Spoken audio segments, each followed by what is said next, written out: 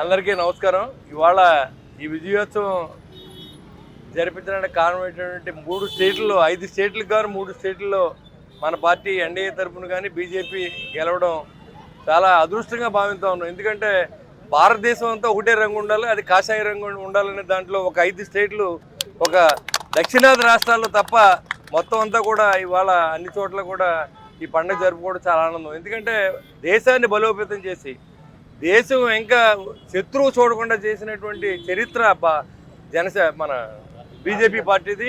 అంతేకాదు నరేంద్ర మోడీ గారు మరి నేతృత్వంలో మనం అంటే ఒక గౌరవం, ప్రజల్లో కూడా నమ్మకం ఏర్పడింది. ఇవాళ ప్రజలు ఓట్లు వేస్తున్నారంటే వెస్ట్ బెంగాల్ సైతం ఇవాళ మనం సాలిడ్గా నెగ్గాం, పుదుచ్చేరిలో నెగ్గాం, అస్సాంలో సాలిడ్గా నెగ్గాం.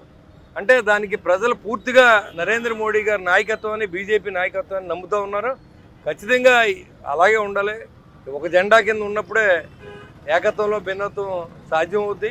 తప్పకుండా మరి ఇది మంచి, ఇదేంటంటే రాబోయే రోజుల్లో మరిన్ని విజయాలు మనకి రావాలని, మరి భారతదేశం అంతా గుడి కింద ఉండాలని, అదే నరేంద్ర మోడీ గారి నాయకత్వాన్ని ఆయన ఉన్నంతకాలం మరి భారతదేశానికి ప్రధానమంత్రిగా ఉండి మనందరికీ రక్షకుడిగా ఉన్నాడు ఆయన చెప్పాలంటే.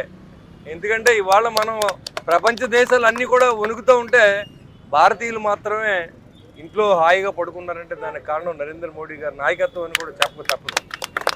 అలాంటి నాయకత్వాన్ని భారతదేశం అంతా కోరుకుంటూ ఉంది. ఏదో కొన్ని రాష్ట్రాల్లో మత ఛాందస్వం లేకపోతే అక్కడ ఉన్నటువంటి కుల ఛాందస్వాలతోనూ మనం దూరం అవ్వచ్చు తప్ప అన్ని చోట్ల కూడా మన నాయకత్వాన్ని బలపరిచినందుకు ప్రజలు కూడా, ఆ 3 స్టేట్ల ప్రజలు కూడా అందరికీ నమస్కారం తెలియజేస్తా ఉన్నాం. ఎందుకంటే మీ యొక్క దన్ను రాబోయే రోజుల్లో అన్ని స్టేట్లలో కూడా మరి భారతీయ జనతా పార్టీ జెండా ఎగరేయడానికి మీ అందరి సహకారాన్ని ఒక ఉత్సాహంగా తీసుకుంటారని మరి తెలియజేసుకుంటూ ఈ కార్యక్రమంలో నన్ను కూడా భాగస్వామ్యం చేసినందుకు బీజేపీ పార్టీ మీ అందరు కూడా పేరు పేరున ఉదయపూర్ణ నమస్కారం.